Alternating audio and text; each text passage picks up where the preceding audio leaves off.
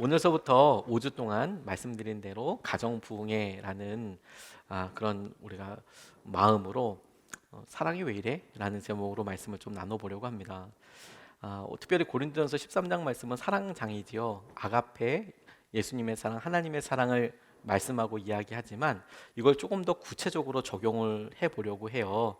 아가페, 예수 그리스도의 사랑, 하나님의 사랑을 조금 더 구체적으로 이것을 부부, 가정, 이렇게 사랑이 어떻게 적용되고 어떻게 이해될 수 있을까? 그렇게 좀 집약해서 적용하고 5주 동안 같이 살펴보려고 합니다.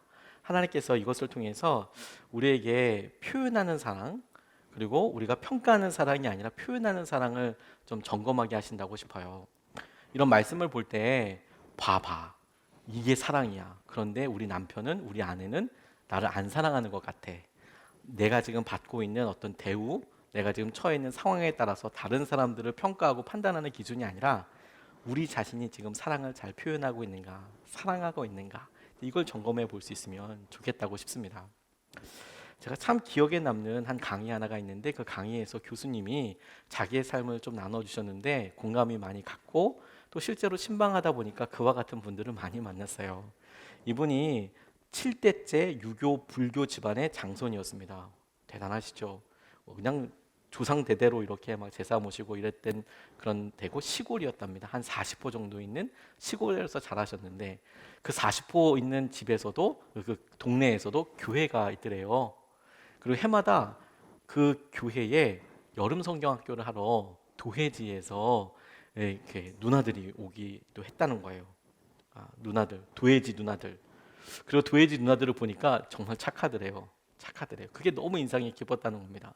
그래서 나중에 결혼할 때 딱 하나, 아내가 교회 다닌다는 말에 교회 다녀? 착하겠네. 이런 생각을 했다는 거예요. 교회 다녀? 착하겠네.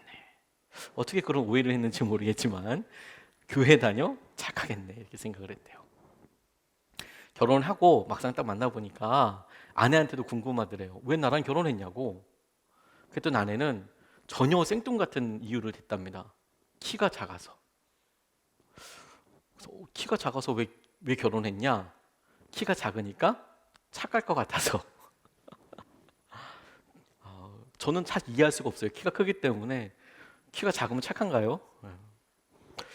착할 것 같아서 결혼했다는 거예요. 작으면 착할 것 같다고.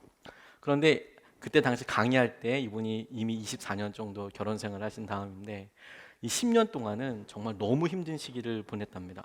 너무나 악해져서, 서로에게 악해져서, 서로가 착할 줄 알고 결혼했는데 정말 악한 것의 끝판왕을 이제 계속 보여주는, 날마다 기록갱신을 하는 너무나도 힘든 시기를 겪게 됐답니다. 작은 것 하나도 그냥 넘어가는 게 없었대요. 얘기하고 조율하고 화내고 그것 때문에 힘들고 막 그러다가 사소한 문제도 나타나면 어려워져서 막 답답한 마음으로 막 너무 힘들어하고, 이게 점점 세지다가 어느 날은 아내가 물건을 집어던지기 시작하더라는 거예요, 자기한테. 착하고 그리고 착하지가 않고 뭐 이런 문제가 아니고, 옳고 그런 것도 아니고, 근데 빠져나가기 너무 힘들더라는 거예요. 이 문제가 착하고 안 착하고의 문제도 아니고 옳고 그름의 문제도 아닌데, 아무튼 이 어떤 문제든지 빠져나오기가 너무 힘든 상황이 계속되니까 진짜 힘들고 어려웠답니다. 집이, 이분이 아마 저쪽 경상도 쪽이었던 것 같아요. 그리고 이분이 결혼하셨을 때만 해도 명절 때는 서울에서 저 경상도까지 20시간씩 뭐 그냥 쉽게 걸릴 때였거든요. 막히면 20시간 정도 걸릴 때였는데, 명절을 한번 세고 나면 20시간 동안 서울로 올라오면서 부부가 단 한마디도 하지 않고 오는 그런 날들도 여럿 있었다라는 거예요. 그 20시간 동안 단 한마디도 하지 않고 그냥 올라오게 되는, 섭섭하고 너무 힘드니까. 가서 남편이 하는 일이 아내가 섭섭하고, 아내는 또 왜 이렇게 하는지 남편이 또 섭섭하고, 뭐 휴게소라도 한번 갈라 얘기하려고 그러면 싸움부터 큰 소리부터 나고, 네 맘대로 해! 뭐 이런 얘기가 막 나오고, 그러니까 말 한마디, 거의 뭐 제대로 된 말 한마디 못하고 나가는 일이 너무너무 많았다는 거예요. 38살이 됐을 때 아내가 조용히 이야기하자고 하더래요. 이분 표현에 의하면 감히 나에게 이야기하자고 그러더래요. 막상 딱 나가니까 말은 안 하고 쪽지를 하나 이렇게 띵 내밀더래요. 요즘 같았으면 카톡 보냈겠죠. 갑자기 이야기 좀 하자고 하더니 띡 쪽지를 내주고 들어가 버리더라는 거예요. 쪽지를 딱 보니까 교회에서 하는 무슨 뭐 수련회 이런 기간 동안에 참석하고 와라 이렇게 쓰여 있더라는 거예요. 그래서 또 대박 싸웠대요. 네가 가라 하와이 뭐 이런 거 있잖아요.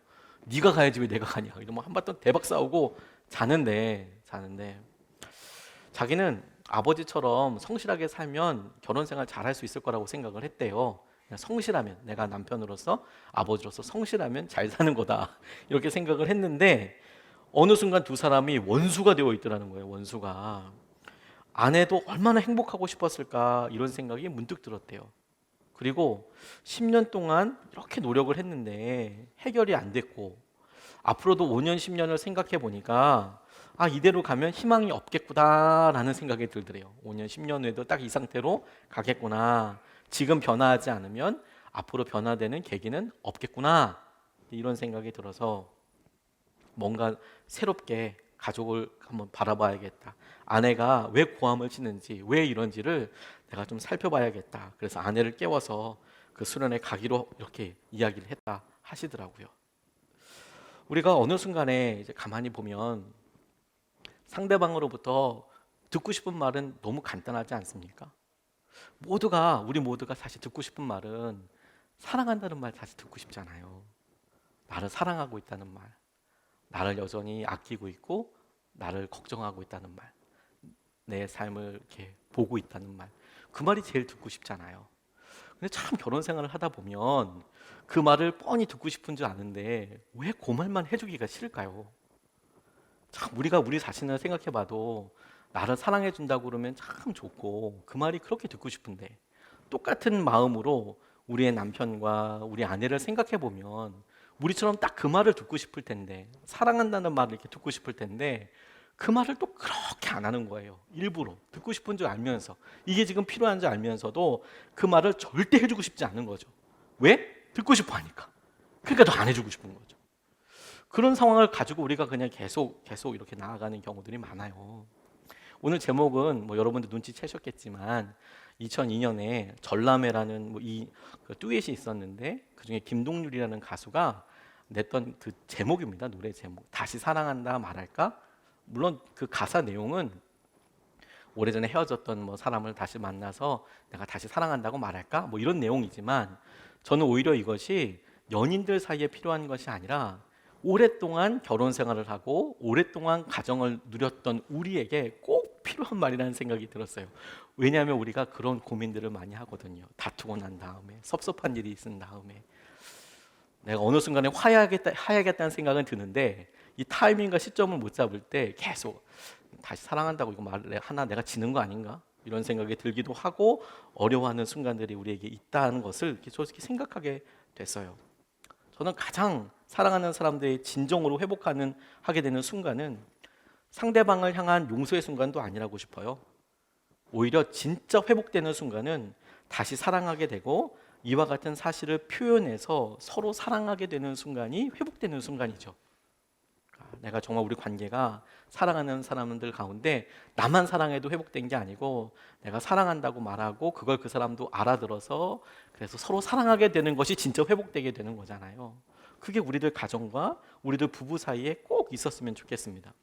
그래서 오늘 이 고린도전서 13장 4절 말씀을 통해서 우리가 사랑에 대해서 우리 자신이 어떻게 사랑하고 있는지를 점검해 본다고 할 때 사랑이 성경의 다른 표현으로 쓰인 것을 통해서 우리가 이렇게 행하고 있는지 확인해 보면 내가 생각하고 있는 사랑이 지금 제대로 작동하고 있는가, 이게 전달되고 있는가, 그거를 거꾸로 살펴보고 수 있겠다 이런 생각으로 이 말씀을 적용해 보게 됐어요.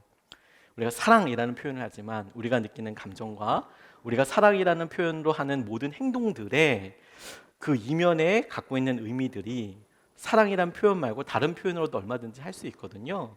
그걸 통해서 오늘 말씀을 살펴보게 될 텐데 이 짧은 한 절 말씀에도 사랑은 뭐고 이게 많습니다만 세 가지만 같이 살펴보고 싶습니다. 첫 번째로 우리가 주목하고 싶은 것은 오래 참는 사랑은 오래 참고라고 이렇게 말씀하고 있는 거예요. 사랑은 오래 참고라고요. 바울은 사랑이 오래 참는 거라고 이야기합니다. 이 고린도전서 13장 말씀을 헬라어로 쭉 읽어보면 특별히 이 4절서부터 이어지는 사랑은 오래 참고 사랑은 뭐 이렇게 쭉 이어지는 부분을 읽어보면 헬라어 단어로는 각각 따로 동사들이 이렇게 쓰여져 있어요. 현재형으로 3인칭으로 쓰여져 있습니다. 그 말은 뭐냐면 우리나라 말로는 사랑은 오래 참고 사랑은 어떡하고 하면 뭐뭐 하고 뭐뭐 하며 이렇게 떨어지지만 그냥 사랑은 오래 참습니다. 사랑은 친절합니다. 사랑은 시기하지 않습니다. 이렇게 번역해도 아무 문제가 없는 거예요. 그냥 동사 하나씩으로 딱딱딱 이어져 있거든요. 헬라어가. 자, 사랑이 오래 참는다라고 이야기하는데 저는 이 오래 참는 것이 우리가 사랑하면서 제일 어려워하고 혼돈스러워하는 부분이라고도 생각이 듭니다. 이 오래 참는다는 것이요. 이게 우리 마음이 사랑에 이렇게 막 한참 이렇게 마음이 촉촉할 때 그 남자를 생각하고 그 여자를 생각할 때 그 자매와 남편을 이렇게 생각하고 그러면 마음이 따뜻해지고 막 마음이 이렇게 뽀송뽀송해지고 이럴 때는 막 기다린다는 것이 그리움과 관련될 때가 많아요. 아, 보고 싶다. 그리움. 그리고 그런 커플들이 잠시 헤어져 있어야 될 때는 용기로 그래, 내가 기다려 줄 거야. 이렇게 용기나 그리움으로 이렇게 다르게 표현될 수가 있는데 그런데 이런 시기를 쭉 지나고 나서 권태기도 지나고 그리고 몇 번째 권태기를 맞은 다음에 이 오래 참음이라는 것이 한계라는 말과 비슷하게 쓰일 때가 있어요. 나 더 이상 못 참겠다. 내가 이런 생활과 이런 마음을 더 이상 오래 못 유지하겠다라는 마음으로 드는 경우들도 있거든요. 오래 참음이 한계처럼 여겨질 때도 있는 것을 보게 됩니다. 그런데 이 본문 말씀에서 짧지만 너무 심플하고 강력하게 말씀하고 계시는 거예요. 사랑은 이 사랑이라는 감정과 우리가 느끼는 바가 어떤가, 혹은 이것이 예전에 우리가 가졌던 처음 사랑했을 때의 감정과 어떻게 비교할 수 있는가가 아니고 오래 참고 있는 상황을 사랑이라고 재정의하고 있는 거예요.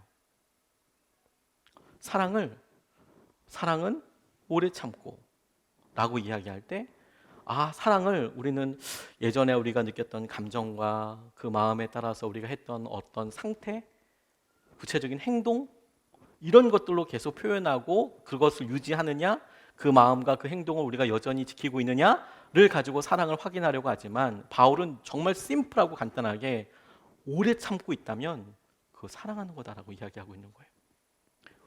오래 참음이라는 말로 사랑을 재정의하고 있는 거죠. 그게 제게 너무 새롭게 다가왔어요. 나는 힘들고 내 마음속에 어떤 어려움과 여전히 내가 견딜 수 없다고 생각하는데 그런데 주님께서는 바울의 입을 통하여 그게 사랑이야. 네가 기다리고 있다면, 네가 참고 있다면 그것이 주님께서 보시기에는 사랑이라고 이야기하는 것이 우리에겐 굉장히 중요하다고 싶었습니다. 배우 알파치노가 유명한 배우가 있지요.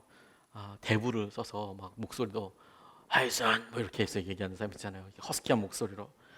그런데 어렸을 때 아주 어렵게 자랐습니다. 부모님이 어렸을 때 이혼하셨고 이 알파치노는 브롱크스라는 지역의 남부 지역의 한 아파트에서 외동아들로 정말 어렵게 자랐대요. 정말 어렵게. 본인의 말로 우리는 진짜 가난했다고 이야기할 정도로 너무 힘들게 자랐답니다.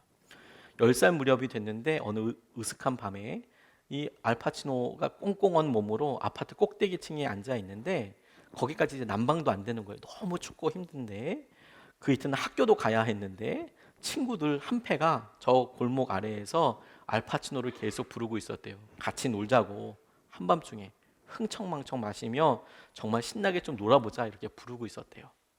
그냥 우리 생각에는 10살짜리 애가 나가서 뭘 할까 싶지만 미국에 그냥 대도시에 화려한 뭐 혹은 아주 대저택이 있는 곳에 그 모습이랑 생각하면 안 됩니다. 그냥 정말 치안도 어렵고 가난하고 힘든 지역에서 아이들이 우르르 몰려다닐 때 그냥 우르르 몰려다니면서 그냥 말뚝박기만 하고 노는 게 아니에요. 총기도 갖고 다니고 그리고 더 나쁜 짓도 얼마든지 할 수 있거든요. 실제로 그런 사고와 사건이 미국에서는 있거든요. 뭐 딱 그런 느낌인 겁니다. 근데 알파치노 너무 가고 싶었대요. 근데 엄마가 승낙하진 않는 거예요. 엄마가. 알파치노가 이렇게 이야기합니다. 어머니는 나를 절대 못 나가게 했다. 그래서 어머니에게 무척 화가 났던 기억이 있다. 그런데 이 알파치노도 포기하지 않았대요. 그래서 그가 조르고 애원하고 그리고 협박하고 고함까지 쳤대요. 아들이 엄마한테, 여러분 그런 상황들 사실 우리가 좀 만나게 될 때가 있지 않습니까? 막 나 이거 안 보내주면 나 공부 안 해. 밥 안 먹어. 나 학교 안 가. 그만둘 거야. 뭐 이런 얘기가 막 팡팡팡팡팡 나오는 거죠. 막 고함도 치고 엄마한테 막 그렇게 이야기한 거예요. 그렇게 계속 어머니한테 소리를 질렀다고 고백하더라고요. 그런데 그 어머니가 분노를 견뎌주었고 그 견뎌준 것 때문에 자기 인생을 구해줬다는 거예요. 분노를 기꺼이 견뎌준 엄마 덕에 결국 아들의 미래가 지켜진 것인데, 알파치노가 이런 고백도 합니다. 골목길에 있던 그 친구들은 지금 아무도 내 곁에 없다. 평소에 그런 생각을 많이 하는 것은 아니지만 지금 말을 하려니까 가슴이 뭉클하다. 어머니는 내가 밤늦게 길거리에 나가기를 원치 않았다. 나는 숙제를 해야 했다. 지금 내가 여기 앉아 있는 것은 그 때문이다. 정말 간단하지 않은가? 사실 그 간단한 문제들이 우리에겐 간단하지 않지 않습니까? 이 불행히도 알파치노 어머니는 아들이 성공한 것을 보지 못하고 세상을 떠났다고 그래요. 근데 돈에 쪼들리고 스트레스에 지친 이 이혼한 엄마를 가만히 여러분 생각해 보세요. 할 수 있는 게 뭐가 있었겠습니까? 아들은 반항을 일삼고 엄마에게 고함치고 욕하고, 왜 자기는 다른 아이들처럼 바깥에서 나가서 놀고 싶은데 왜 안 되냐고, 왜 사고 치면 안 되냐고, 이 아들이 내뱉는 말 한마디가 엄마한테는 깊은 상처가 되죠. 그런 말들이. 거기다 기댈 남편도 없고 아들이 달려들면 엄마는 혼자고, 아들의 도끼와 증오를 소화하기가 얼마나 고통스러웠겠어요. 그 모습을 한번 상상해 보십시오. 애가 막 사춘기 때 모든 것을 다 쏟아내고 있을 때 엄마가 그것을 마주하고 그걸 얼마나 소화하기가 어려웠겠어요. 고통스러웠겠어요. 근데 이 알파치노가 끝까지 이해하지 못할 때도 계속 모질었고 계속 그랬음에도 불구하고 지나고 나니까 그때 흥청망청했던 친구들은 다 사라지고 알파치노는 높은 수준의 성공을 이루기도 했고, 그리고 그 공로를, 자기가 성공하고 자기가 지금과 같은 모습을 이루었던 이유가 자신의 철없던 분노를 용감히 견뎌준, 자신의 철없던 분노를 용감하게 견뎌준, 참아준, 기다려준, 인내해준 엄마 때문이라는 거예요. 엄마 때문이라는 거예요. 엄마가 단순히 못 나가게 막아서가 아니라 그 짜증과 분노를 오래 참고 내가 기다리고 참고 인내하고 했던 것 때문에 자기가 오늘 이르게 되었다. 이렇게 고백을 했다 합니다. 인내하는 거, 기다리는 거, 그리고 우리가 원하는 어떤 상태에 대해서 우리가 참고 있는 거. 만약 이렇게 행동하고 있다는 건 여러분 여전히 사랑하고 있다는 거예요. 여러분 여전히 사랑하고 있다는 거예요. 그게 사랑의 중요한 표현이고 다른 모습이라는 거예요. 사랑은 오래 참고, 오래 참는 것이 사랑입니다. 두 번째로 주목하게 된 것은 사랑은 친절하다라는 거예요. 사랑은 친절하다. 친절하다는 말의 헬라어 단어가 크레스테오마이라는 단어를 이 4장에서 사랑은 친절합니다라는 단어를 쓰는데, 이 똑같은 어원의 단어가 갈라디아서 5장 22절에서 23절 말씀에도 등장합니다. 이렇지요. 그러나 성령의 열매는 사랑과 기쁨과 화평과 인내와 친절과 선함과 신실과 온유와 절제입니다. 이런 것들을 막을 법이 없습니다. 라고 이야기할 때 이 친절 역시 크레스토테스라는 말을 쓰고 어원이 같습니다. 친절이라고 나와 있지만 우리가 자비라고 해석하기도 하고 인자함이라고도 이야기합니다. 다른 사람에게 잘해주는 것뿐만이 아니라 자비를 갖고 넓은 마음으로 이해해 주려고 하는 것, 그 사람의 태도를 살펴주려고 하는 것을 포함하는 단어라고 이해하는 것이 조금 더 가깝다라고 생각이 듭니다. 여러분, 어느 순간에 우리가 말과 행동에 있어서 친절함이 사라졌다면 우리가 하고 있는 사랑에 대해서 스스로 질문해 보아야 합니다. 이게 지금 맞는 사랑을 하고 있는 건가? 맞는 사랑을 하고 있는 건가? 왜냐하면 우리에게 섭섭한 일이 생기고 우리 마음에 언짢은 일이 생기면 우리가 우리의 의견을 표현할 때 제일 먼저 사라지는 것 중에 하나가 뭐냐면 상대방을 향한 자발적인 친절이 사라져요. 내가 섭섭한 일이 생기고 내가 언짢으면 내가 남편을 위해서 자발적으로 갖고 있었던 친절한 마음이 확 사라지고, 아내를 향해서 갖고 있었던 친절한 마음이 씻은 듯이 없어지고, 아이들에게 그래도 내가 참아보고자 했던 자발적인 친절이 사라지고 퍽퍽하게, 그럼 네 마음대로 해봐. 너가 어때 잘하나 봐. 부모님에 대해서도 애써 참으면서 자발적으로 했던 친절들이 내 마음이 상처를 받고 힘들어지면 정말 거짓말처럼 구름이 안개가 확 걷히는 것처럼 사라지는 경우를 많이 경험하거든요. 많이 경험하거든요. 그런데 여러분, 이걸 그냥 단순하게 친절함이 없어졌다고 생각하면 안 됩니다. 왜냐하면 이 친절함, 그 사람을 헤아려 보고 자비하고 인자하게 대해주는 이 친절함을 포기하는 것은 상대방이, 우리의 친절함의 대상이었던 그 상대방이 내가 지금 사랑받고 있구나, 사랑을 느낄 수 있는 가장 좋은 방법을 우리가 스스로 의도적으로 포기하는 행동이기 때문에 그래요. 다시 말해서 우리도 누군가가 우리를 배려해주고 우리에게 친절하면 내가 사랑받고 있구나, 내가 존귀한 사람이구나, 이런 걸 느끼지 않습니까? 근데 내가 나를 힘들고 언짢게 하는 사람, 그게 아내이고 그게 남편이고 우리 자녀이고 부모님인데, 하다못해 우리 교우들인데, 내가 스스로 이 자발적인 친절을 확 거두고 나면 그 사람은 내가 사랑받고 있어, 내가 존중받고 있어 라고 느낄 수 있는 가장 효과적이고 중요한 수단이 싹 사라져 버리는 거예요. 이게 의미하는 바가 작지 않다는 거예요.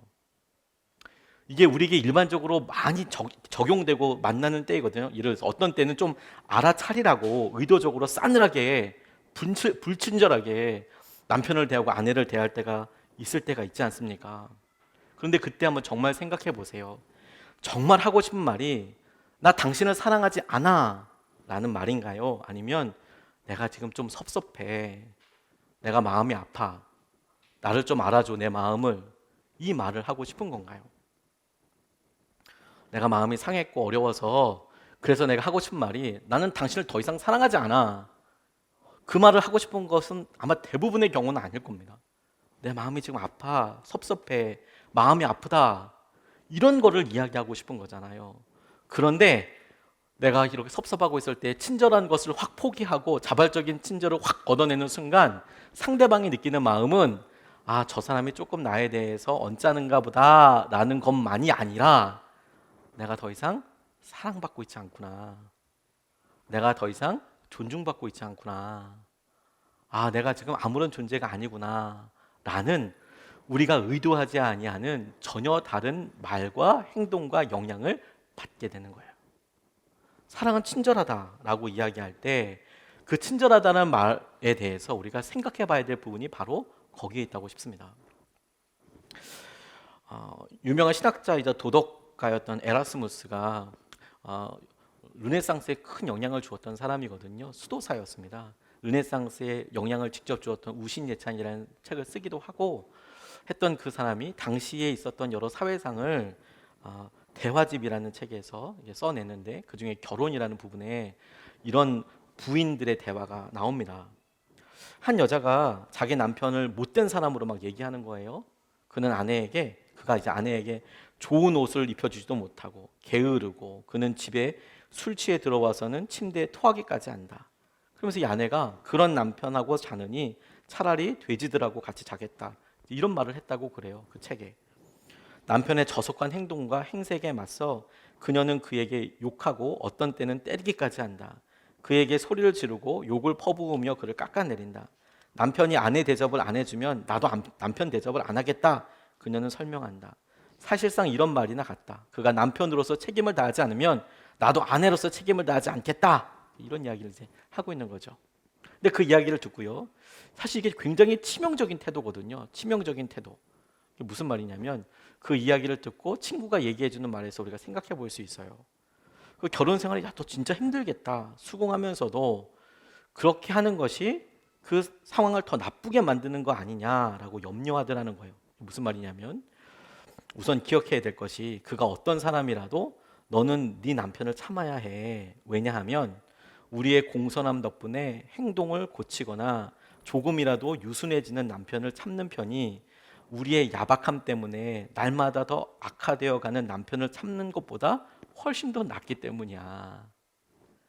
우리가 친절하게 다가가고 이야기했을 때 안 변할 것 같고 여전히 섭섭하고 힘들 것 같고 그런 사람들을 대하는 것이, 차라리 그걸 대하는 것이 내가 친절하지 않고 그래서 남편이 더 이상 사랑받지 않는다고 느껴서 마음속에 있는 여러 생각과 마음을 직설적으로 막 표현하기 시작할 때에 그 모습을 만나는 거, 악화된 그 남편을 마주하는 것보다는 진짜 비교할 수 없을 만큼 차이가 난다. 이런 말이죠. 우리에게 친절이 되게 중요한 것은 친절이 친절을 부르기 때문에 그렇습니다. 사랑은 친절합니다 라고 이야기할 때 그 친절함이 우리 앞에 있는 그 사람에게 사랑을 표현하는 정말 중요한 통로이기 때문에 그렇습니다. 그러니까 포기할 수가 없는 것이죠.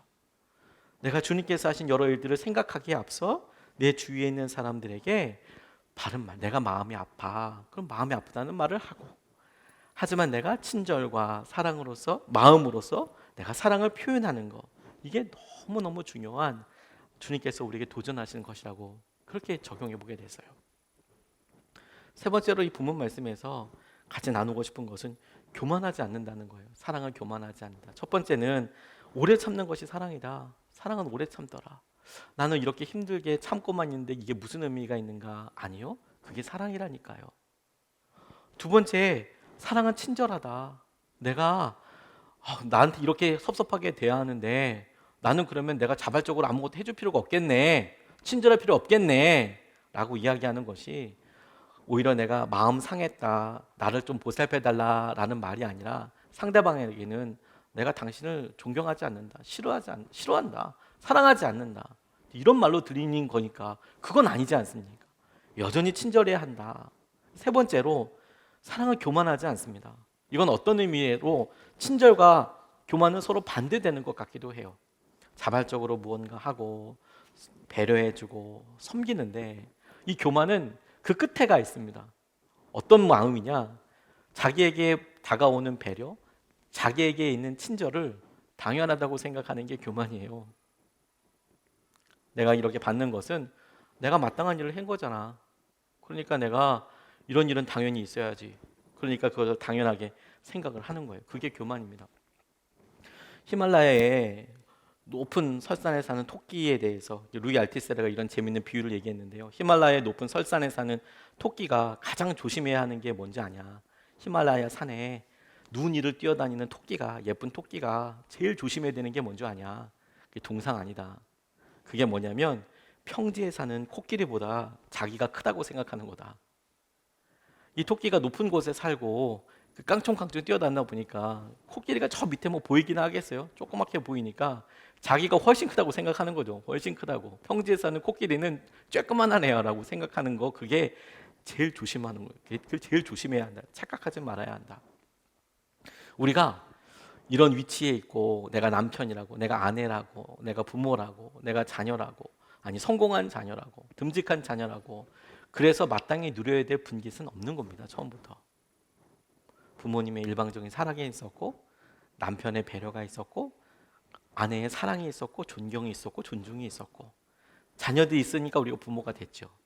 가족 간에 관계된 말은 다 상대적인 말인 거 아세요? 남편이 없으면 아내는 존재할 수도 없습니다. 마찬가지로 아내가 없으면 남편이란 말이 있을 수도 없어요.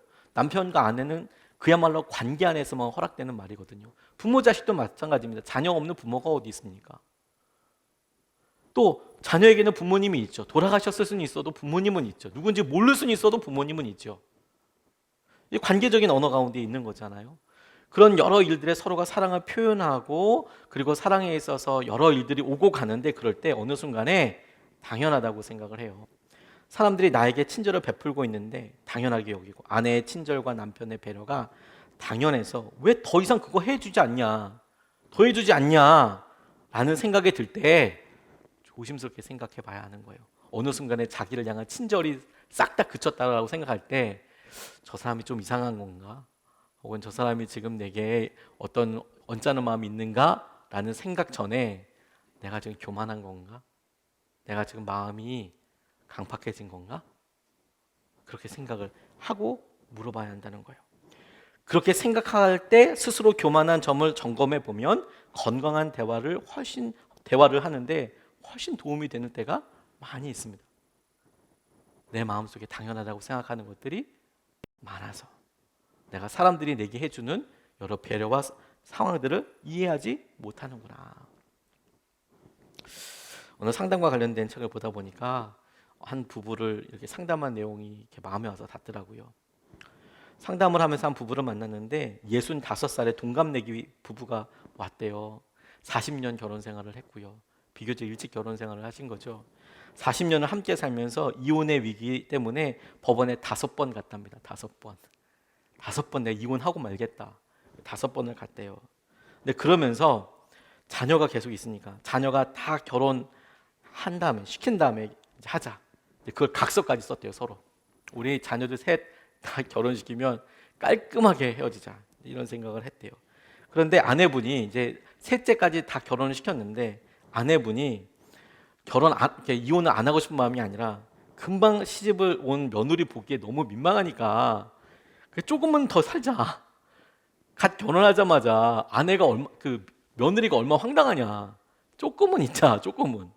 이제 그렇게 이야기를 하니까 남편을 막 설득해가지고 이제 상담이라도 받아보자. 그래서 가족치유 수업에 이렇게 오셨다는 거예요. 그래서 이분이 항상 여러분들에게 그런 이혼 상담을 하시는 분들한테 이제 숙제를 내주시는데 서로에게 장점을 써보세요. 서로에게 감사한 점을 써보세요. 뭐 칭찬할 점을 써보세요. 이제 이렇게 막 나누고 막 그런다는 겁니다. 그래서 숙제를 똑같이 내주셨대요. 서로 장점이 뭐냐? 뭐 전혀 모르겠다. 난 장점이 뭔지. 장점이 뭐냐? 이런 사람 그런 거 없다 뭐 이렇게 얘기를 하는데 이제 따로따로 이제 만나기 시작했답니다.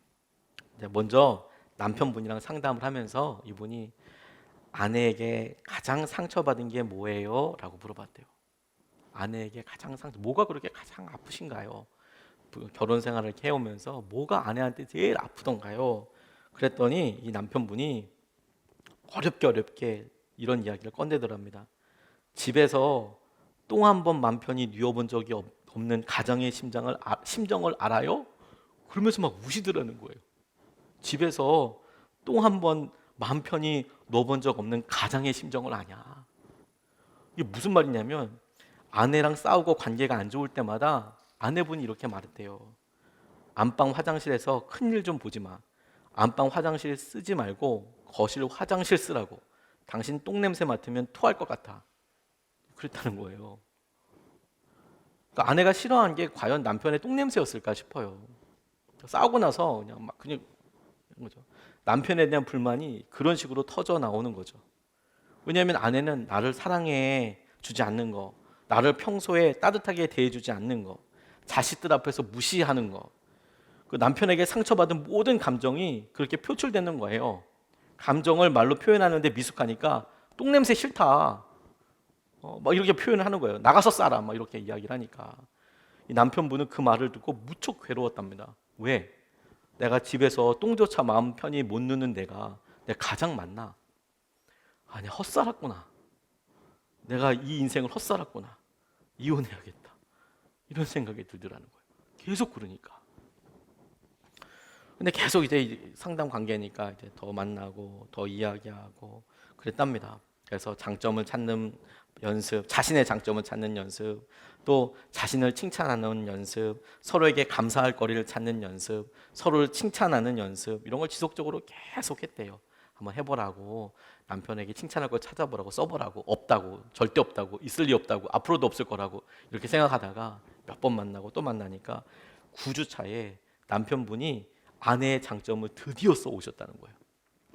한 줄, 딱 한 줄. 아내의 장점, 딱 한 줄. 40년 살고 나는 거. 그게 딱 이랬습니다. 내 아내는 늙었지만 미인이다. 내 아내는 늙었지만 미인이다. 아내분한테 그걸 보여드렸대요. 근데 아내의 반응이 어땠을까요? 그걸 보시더니 그 한 줄짜리 그 장점을 보시더니 통곡을 하시더래요. 통곡을. 왜냐하면 40년 동안 살면서 처음으로 남편한테 너 미인이다, 너 예쁘다라는 말을 처음 들었다는 거예요. 그걸 40년 만에 처음으로 통곡을 했다는 거예요. 너무너무 좋아하시더래요. 그리고 10주 차에 마침내 아내가 남편의 장점을 써왔대요. 내 남편은 장이 튼튼해서 매일 변을 본다. 내 남편은 장이 튼튼해서 매일 변을 본다. 딱 해서 와주었대요. 우리가 어느 순간에 우리가 우리 자신으로만 이제 생각을 해요. 그래서 그 모습만이 전부라고 생각을 합니다. 그게 교만한 거예요. 그게 교만한 겁니다. 어느 순간에 한 사람의 희생으로만 이루어진 관계는 건강한 관계라고 할 수 없어요. 남편의 일방적인 희생과 아내의 일방적인 희생으로만 이루어진 관계는 건강한 관계가 아닙니다. 남편도 아내도 서로 사랑하는 마음과 존중하는 마음과 희생이 있어야겠죠. 어느 한 시기를 한 사람이 집중적으로 배려와 사랑을 받아야 할 때가 있어요. 우리 모두가 다 힘들 때가 있잖아요. 그 시기를 받을 때가 있죠. 그런데 그걸 당연하게 여기면 안 되는 거예요. 그건 당연한 게 아니에요. 내가 힘들고 어려운 시기를 겪으면서 아내가 혹은 남편이 나를 위로해주고 칭찬해주고 한결같은 마음으로 대해줄 때 나는 나만 힘들 줄 알지만 사실 나를 사랑해주고 배려해주는 사람은 두 배로 정말 기름 걸레를 짜듯이 같이 사랑해주고 함께해준 거거든요. 그걸 함께해준 거거든요. 그걸 알아줘야 한다는 거예요. 앞으로 더 큰 은혜와 사랑으로 마주해 주어야 한다는 거예요. 사랑한다고 보여주고 함께하고 그렇게 이끌어 주어야 한다는 겁니다. 우리가 사랑의 모습을 가만히 보면서 우리 마음에 점검해 보세요, 여러분. 여전히 내가 섭섭한 게 있고 아내나 아이들에게 내가 여전히 내가 손해 보는 거 아니야? 다시 사랑한다고 말해야 되나? 당연하죠, 여러분. 다시 사랑한다고 말해야죠. 그래서 거기서부터 다시 시작하는 거죠. 내가 누군가여야 한다면 내가 오래 참고 내가 친절하고 하나님께서 하신 은혜와 마음들을 내가 포기하지 않고 끝까지 주님의 통로가 되는 것이 주님께서 우리에게 주신 행복과 은혜를 누리는 놀라운 통로가 되게 하여 주실 줄로 믿습니다. 오늘 우리가 가정에 대해서 말씀을 나누면서 이 첫 번째 주에 같이 성찬을 받습니다. 우리의 사랑은 우리에게 처음부터 있었던 능력은 아닌 것처럼 보여요. 왜냐하면 우리의 마음만 확인해 봐도 알지 않습니까? 너무 자주 바닥이 나고요. 너무 자주 우리 진심을 들켜요. 다른 사람은 몰라도 우리 자신은 알지 않습니까? 근데 성경은 주님께서 우리를 사랑해 주신다고 하시잖아요. 그 사랑에 덧입어서 우리가 사랑할 수 있게 되고 주님 마음을 보게 될 수 있는 것이라고 믿습니다. 성찬은 바로 그것을 보여주신 하나님의 놀라운 능력이에요. 우리를 향해서 먼저 보여주신 주님의 사랑, 주님의 능력. 우리가 오늘 말씀 붙잡고 기도하면서 하나님, 우리가 사랑이 없습니다. 하지만 한 번 더 참아보고 싶습니다. 다시 사랑한다고 말하고 싶습니다. 다시 나로부터 시작되고 싶습니다. 내가 친절함을 거두지 않겠습니다.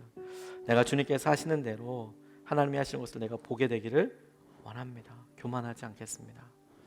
이것을 우리가 성찬을 하면서 주님께서 받은 능력으로 하나님 그렇게 할 수 있게 하여 주시고, 또 우리의 연약함을 사랑해 주신 그 사랑이, 주님의 사랑이 우리에게 느껴지게 하여 주시고, 주님께서 하신 은혜를 우리가 회복하게 하여 주시옵소서. 오늘 이 시간에 우리가 성찬 받기 전에 같이 말씀 붙잡고 기도하겠습니다.